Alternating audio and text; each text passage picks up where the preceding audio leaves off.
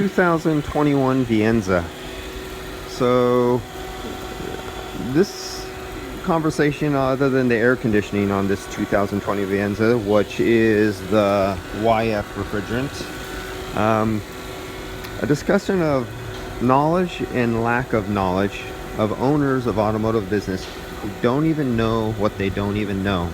And because they came into this business writing up estimates and trying to make money about things they don't know, they lose so much money due to lack of knowledge. They have to be cheap on the employees they select. They intentionally go out and select uneducated employees because they can tell them what to do.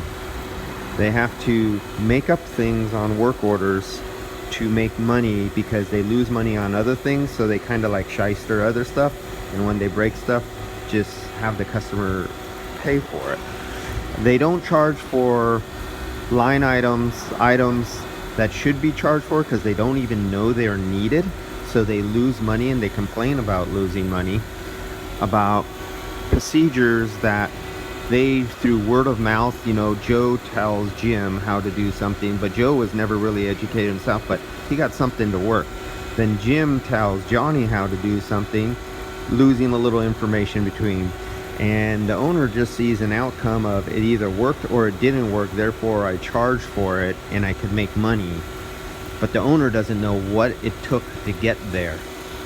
And when there's a loss, they yell at the workers, but they intentionally went out and bought the cheapest workers, or hired, whatever word you want to use, enslaved. Now the workers who know better are not in this realm, but for the guys who work in this little world of owners who don't even know how to run an automotive business, other than they consider knowing how to run an automotive business by how big their profit margin goes into their pocket, but yet they don't invest in training, they don't invest in tools, they don't invest in education, and then they complain about when things go wrong.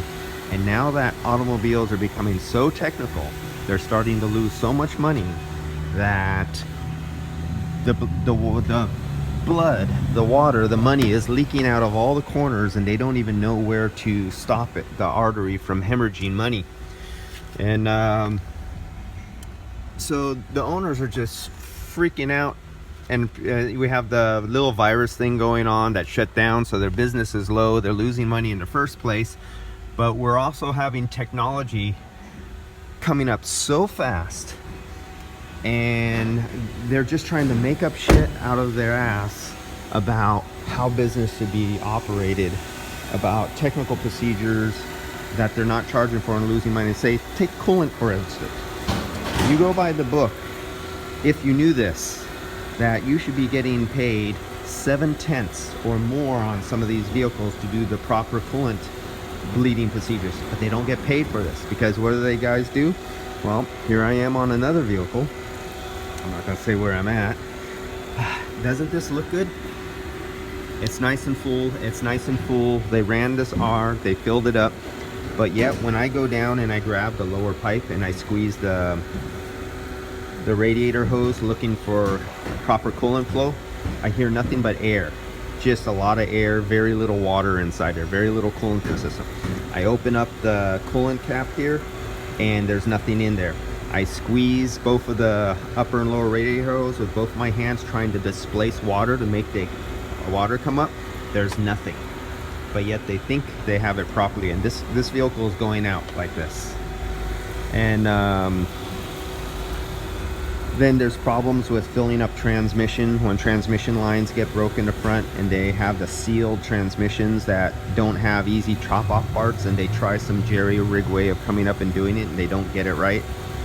Then you have guys who are trying to pull codes and do their post and pre, and after they put the system all together, fortunately this like many shops have learned the hard way that you need to scratch off the paint, which I can see they did right here.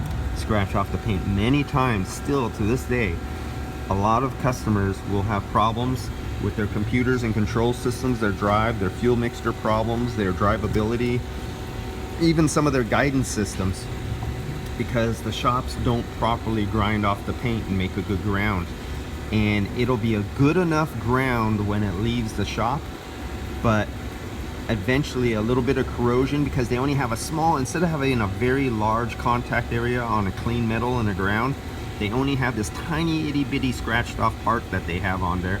And then 9 months, a year later, with the little road salts from moisture and off the road and everything, it corrodes, the resistance comes off, and they'll get hit with a repair bill many months later saying, hey, your body shop who did this 9 months ago or 2 years ago did this, and they didn't do this correctly.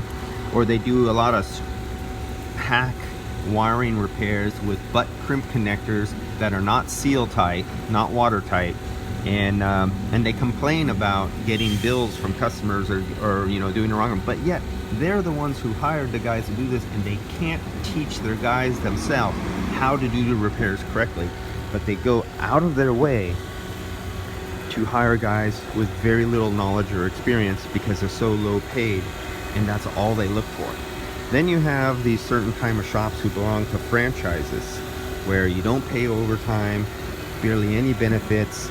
Everything is so tight to the book, so they on purpose go out to get owners to invest money in these large franchise chains. Owners who don't know how to run a business themselves. They know paperwork really well. They know bullshitting really well. They know procedures. And they know if they follow the book, they will make money. But that's all it's about. They have no interest in the car. They have no interest in the trade. You just go out and hire monkeys to do jobs for you at the very minimum base pay, and then complain back at them and say how bad your workers are. No workers ever come into your shop, that I can never find good workers. Well, you have such a bad reputation in the city, what you're in, of being the lowlife in the city with the lowest pay and just yelling at guys for making mistakes. No good guy will ever go to you because your name is already out there as the worst turd in the bottom of the pile. This is just a rant because I'm just had a conversation with an owner who literally cannot repair a car themselves. Literally, absolutely. If you held a gun to their head and perform any of these procedures out in the shop, the owner cannot. They only know what they hear from other owners in their own crowd of type of people who can't repair cars themselves. This is the way they do business. And because of that, this continuation of hack shop jobs continuously goes on. And unfortunately, I understand the owner's frustration, especially right now. They're losing money and things are looking really bad for them, but they're taking the frustrations out on their workers and other people, and they want me to take a loss because they're taking a loss. No, it doesn't work like that. It's either you know what you're doing or you don't know what you're doing.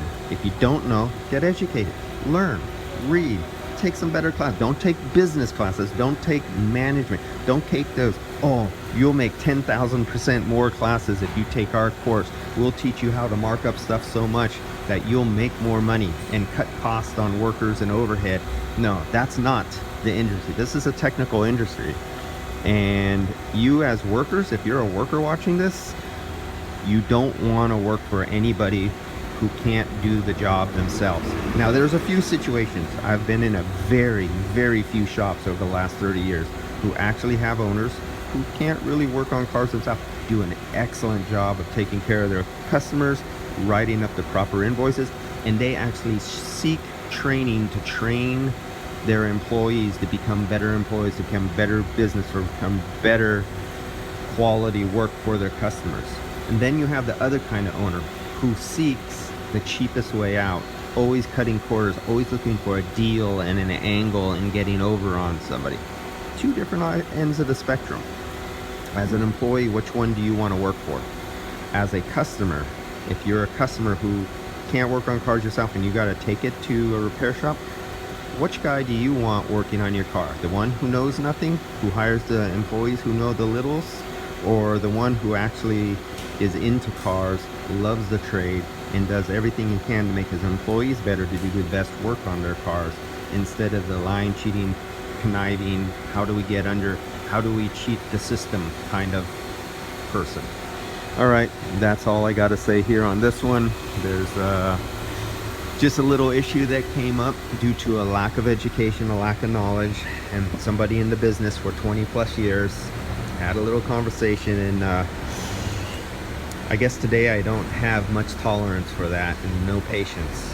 One of those kind of thing. I say, yep, you do have to go buy your own machine. I guess I can't have you do it. I'm gonna have to buy my own machine to go do air conditioning. Yep, I guess you are going to have to go do that then, because this is what the lack of education does in our industry, in our society. It just makes everything worse for everybody. That is my rant for today, and everybody have a good day. See you guys.